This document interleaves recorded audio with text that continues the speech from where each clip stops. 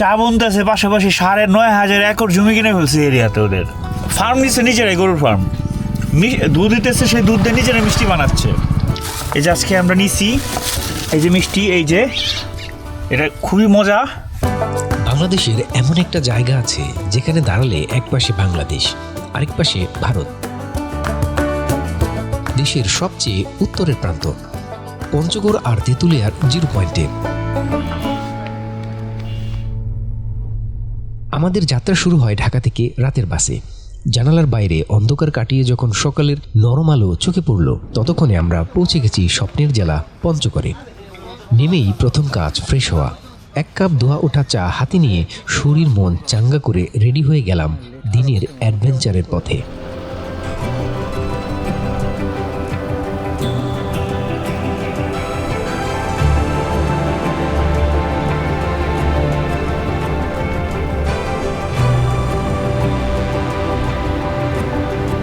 প্রথম গন্তব্য বিখ্যাত কাজী অ্যান্ড কাজী টি স্টেট। সমতল ভূমির বুকে এত বড় সবুজ চা বাগান দেখে চোখ জুড়িয়ে যাবে যে কারো। স্টেটের ভিতরে ভিনটেজ পরিবেশ যেন এক নিমিষেই অন্য এক সময়ে নিয়ে যায়। যারা প্রথমবার যাচ্ছেন, সকাল সকাল পৌঁছালে কুয়াশামাখা বাগানের সবচেয়ে সুন্দর ছবি পাবেন।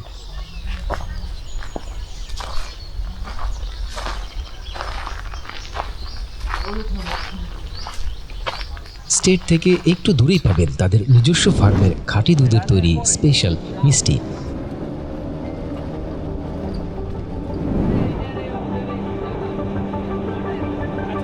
তো বন্ধুরা, আমরা এখন হচ্ছি পঞ্চগড়ে হচ্ছে আমরা তেঁতুলিয়াতে আছি। তেঁতুলিয়ার কাজী অ্যান্ড কাজী থেকে এখন আমরা যাচ্ছি কাজী অ্যান্ড কাজীর পাশে একটা গ্রাম আছে। সেই গ্রামে হচ্ছে মিষ্টির কারখানা আছে একটা। সেই মিষ্টির কারখানা যাচ্ছি মিষ্টি খাওয়ার জন্য। একদম নগদে বানানো মিষ্টি খাবো। আর যাওয়ার পথে একটা ব্রিজ দেখলাম, ব্রিজটা অনেক সুন্দর। আশেপাশে ভিউটা আপনারা একটু দেখুন।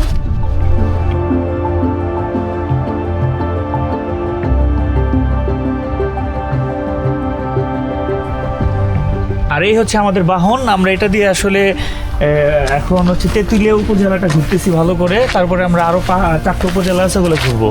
আমাদের সঙ্গে আছে হচ্ছে আমাদের এক ভাই বন্ধু, উনি হচ্ছে আপেল মাহমুদ।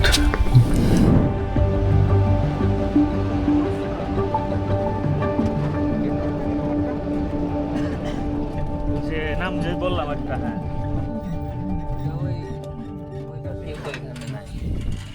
আপনি খেয়াল রেখেন।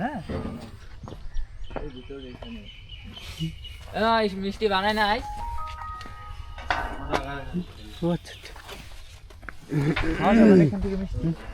ভিতরে।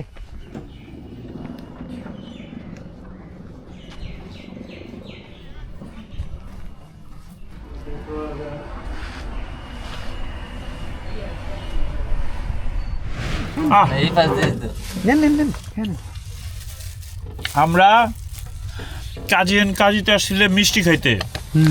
চা বাগান তো দেখছি ধরো ওইদিকে। ওরা কি কাজটা কি করছে, কি চা বনতেছে, পাশাপাশি ৯,৫০০ একর জমি কিনে ফেলছে এরিয়াতে ওদের। আমার দেখা যাচ্ছে তোমার। হ্যাঁ, যেমন ধরো ওরা কি করছে, ফার্ম নিচ্ছে নিজেরাই, গরুর ফার্ম। দুধ দিতেছে, সেই দুধ দিয়ে নিজেরাই মিষ্টি বানাচ্ছে। এবং এই তথ্য আমি আগে জানতাম না যে ঢাকাতে যে আমরা মিনা বাজার নামে যেটা চিনি, এটা কাজী কোম্পানির। এই যে এইখান থেকে মিষ্টি যায় ওইদিকে চলে যায়। মিনা বাজার মিষ্টি কিন্তু মজার। এই যে আজকে আমরা নিছি এই যে মিষ্টি, এই যে এটা খুবই মজা। ওরা এখানে সচরাচর মিষ্টি বিক্রি করে না, মানে সিঙ্গেল দেয় না, কেজিতে নিলাম আমরা। 3টা প্রকার মিলায় নিছি 350 টাকা দিয়ে, না সরি 320 টাকা দিয়ে। খুবই মজা। আমি তো মিষ্টি এমনি পছন্দ করি। মিষ্টি আমার সারা জীবন প্রশ্ন, মিষ্টি কেন এত বেশি মিষ্টি হয়?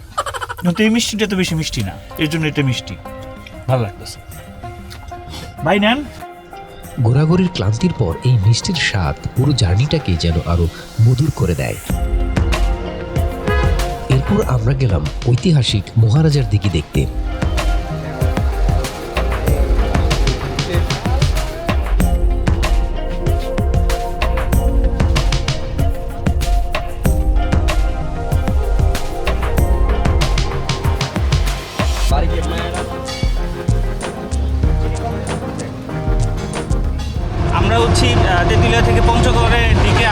বোটবাজার নামক একটা জায়গায় দাঁড়াইছি।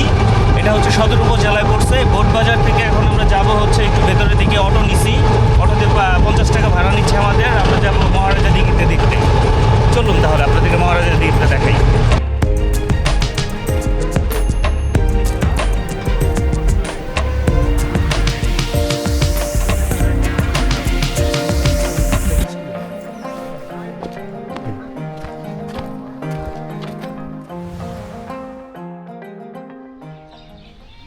প্রায় 200 একর জুড়ে বিস্তৃত এই বিশাল দিঘির শান্ত পরিবেশ আর ইতিহাস মনে গভীর দাগ কাটে। কিছুক্ষণ সেখানে বসে উপভোগ করলাম দিঘির নিস্তব্ধ রহস্যময় রূপ।